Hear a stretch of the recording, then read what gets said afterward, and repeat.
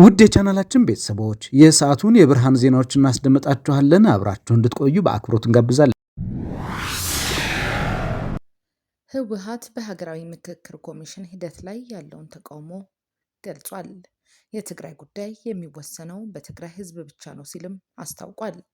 የህዝባዊ ወያነ ሓርነት ትግራይ ህወሓት ባወጣው ሳምንታዊ መግለጫ የኢትዮጵያ ሀገራዊ ምክክር ኮሚሽን በትግራይ ስም እያካሄደ ያለውን ሂደት እንደማይቀበልና በሂደቱ የሚተላለፉ ውሳኔዎችንም በትግራይ ህዝብ ላይ ተፈጻሚነት እንደማይኖራቸው አስታውቋል። ድርጅቱ በመግለጫው የትግራይ ህዝብ ጉዳይ በትግራይ ምድርና በራሱ በህዝቡ ብቻ ሊወሰን እንደሚገባ በአጽንኦት ገልጿል። የኢትዮጵያ መንግስት በትግራይ ህዝብ ላይ የጀመረውን የህልውና አደጋ አጠናክሮ ቀጥሏል ሲል የከሰሰው ህወሓት ይህንን ድርጊት ለመሸፈንና ለማደናገርም የትግራይ ህዝብ ሙሉ በሙሉ በተገለለበት ሁኔታ በተለያዩ ተቋማት አማካኝነት የህዝቡን ሉዓላዊነት የሚጋፉ ውሳኔዎች እየተላለፉ መሆኑን ገልጿል። በተለይም ከሰሞኑ በምክክር ኮሚሽኑ የተከናወነው ተግባር የትግራይ ህዝብ ተሳትፎና እውቅና የሌለው በመሆኑ ዛሬም ሆነ ነገ ተቀባይነት እንደማይኖረው ድርጅቱ አስገንዝቧል። በተጨማሪም በመግለጫው ላይ እንደተመለከተው ምክክር ኮሚሽኑ በትግራይ ስም እያካሄደው መድረክ ጥቂት ለጊዜያዊ ጥቅም የታለሉ ግለሰቦችን የሰበሰበና የመንግስት የፖለቲካ ፍላጎት ለማስፈጸም ያለመ ነው ብሎታል። ትግራይ በምክክር ሂደቱ ላይ የማትሳተፍባቸው ምክንያቶች ለኮሚሽኑ ቀደም ብለው በግልጽ መነገራቸውን ያስታወሰው ህወሓት ህዝቡ በአሁኑ ወቅት በረሃብና በበሽታ እየረገፈ ባለበት፣ መሬቱ በኃይል ተወሮ በሚገኝበትና የህልውና አደጋ ተጋርጦበት ባለበት ወቅት እንዲህ አይነት አጀንዳዎች ትርጉም የለሽ ናቸው ብሏል።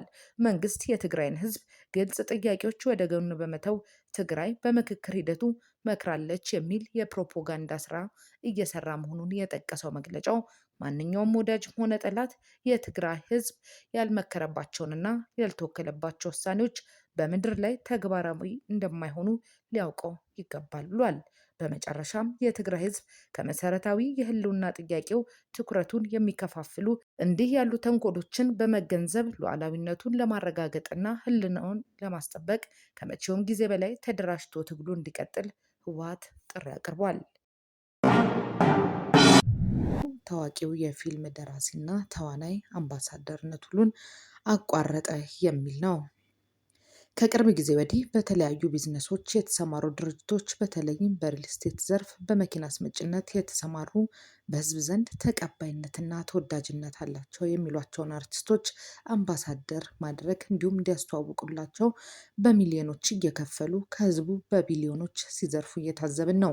ከሰሞኑም ፊንቴክ የተባለ የኤሌክትሪክ መኪና አስመጣለሁ የሚል ድርጅት አንጋፋ አርቲስቶችን ሽፋን በማድረግ ከ1200 ሰዎች በላይ ወደ 1.7 ቢሊዮን የሚጠጋ ገንዘብ በመሰብሰብ ክስ ተመስርቶበት አርቲስቶችም ወደ እስር ቤት ከገቡ ሰነባብተዋል። በአቶ ዳንኤል ኢየሱስ ባለቤትነት የሚመራው ፊንቴክ ከዚህ ቀደም ሄሎ ታክሲ በሚል ስም ከብዙዎች በመቶ ሺዎችን ዘርፎ ከኑሯቸው ከጤናቸው ማናጋቱ የሚታወስ ነው። ይህ በእንዲህ እንዳለም ከሰሞኑ ደግሞ አርቲስት ሙሉዓለም ጌታቸው ውሌን አቋርጫለሁ ሲል በገጹ አስፍሯል። የአርቲስት ሙሉዓለም ጌታቸው ከድርጅታችሁ ወይም ጤግሮስ ትሬዲንግ ጋር በነበረኝ የብራንድ አምባሳደርነት ውል መሰረት ላለፉት 11 ወራት ድርጅታችሁንና ምርታችሁን ሳስተዋውቅ መቆየት ይታወቃል። ይሁንና በውሉ ላይ በግልጽ የሰፈሩት የድርጅታችሁ ግዴታዎች ለተጠቃሚው ማህበረሰብ የገባችሁትን ቃል በተግባር እየተፈጸመ እንዳልሆነ በተደጋጋሚ ለማረጋገጥ ችያለሁ። ይህ የድርጅቱ መሪ አልባ አካሄድ ከኔ የግል ህሊና፣ ከሙያ ስነ ምግባር፣ ከህዝብ ጥቅም አንጻር በቀጥታ የሚጋጭ ሆኖ አግኝቼዋለሁ። ይሁንና በውሉ ላይ በግልጽ እንደተቀመጠው የድርጅቱ ግዴታዎች ለተጠቃሚው ማህበረሰብ የገባችሁትን ቃል በተግባር እየተፈጸመ እንዳልሆነ በተደጋጋሚ ለማረጋገጥ ችያለሁ በማለት ውሉን የሰረዘበትን ተጨማሪ ምክንያትም እንዲህ ዘርዝሮታል። ከሙያ ስሜና ድርጅቱ የገባውን ቃል ባለመፈጸሙ ምክንያት በተዋዋልነው ውል መሰረት የውል ጥሰት ስለሚያስብለው ይህን መነሻ በማድረግ የብራንድ አምባሳደርነት ውሌን ከዛሬ ከቀን 25 7ኛ ወር 2018 ዓ.ም ጀምሮ በይፋ ማቋረጤን አሳውቃለሁ።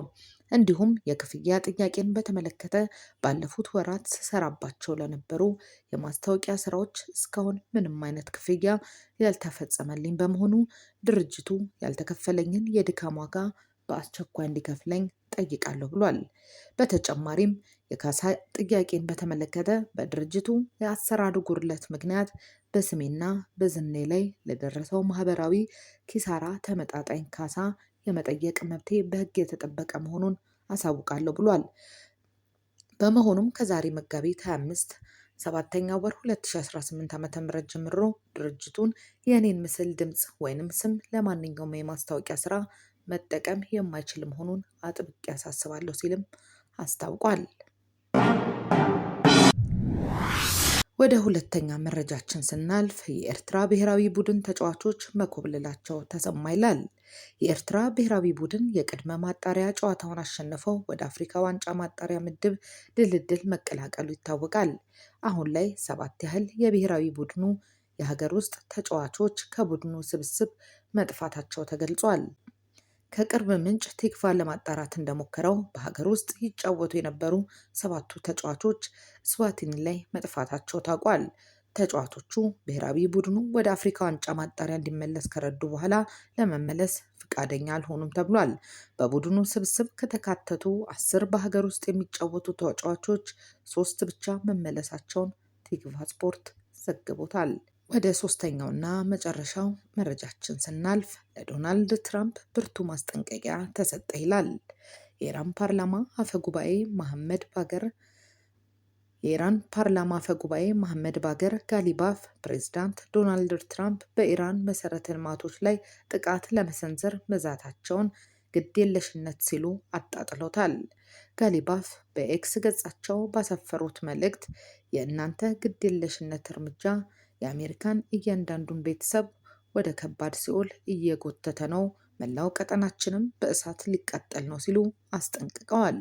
አፈ ጉባኤው አክለውም አሜሪካ በጦርነት ወንጀል የምታተርፈው ምንም ነገር እንደሌለ ገልጸው ስህተት እንዳትሰሩ፣ በጦርነት ወንጀል ምንም አታገኙም ብለዋል።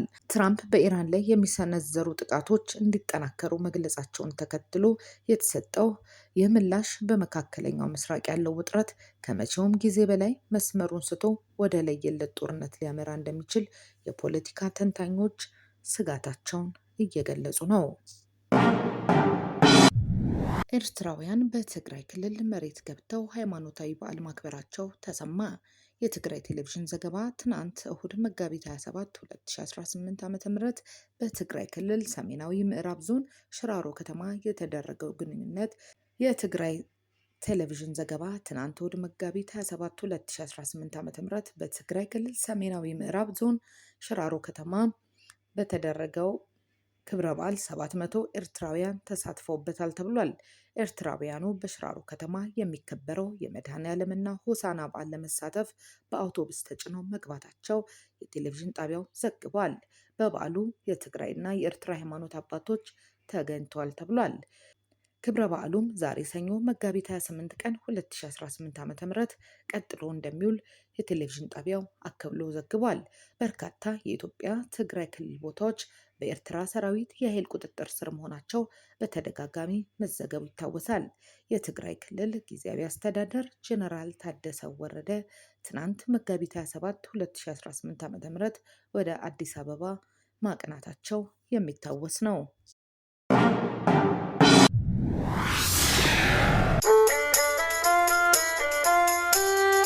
ውድ የቻናላችን ቤተሰቦች የሰዓቱን የብርሃን ዜናዎች እናስደምጣችኋለን። አብራችሁ እንድትቆዩ በአክብሮት እንጋብዛለን።